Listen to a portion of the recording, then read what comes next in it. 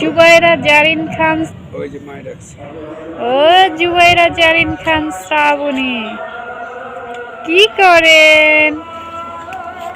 আমার টুকুই মাটা আমার কনিষ্ঠ কন্যা জুবাইরা জারিন খান শ্রাবণী।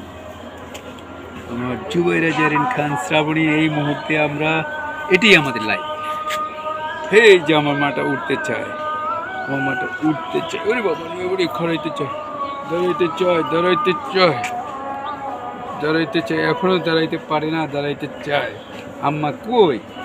এমতে মায় দিতে হয়, এমতে মায় দিতে হয়, এমতে মায় দিতে হয়, এমতে মায় দিতে হয়, এমতে মায় দিতে হয়, এমতে মায় দিতে হয়, এমনি মায় দিতে হয়।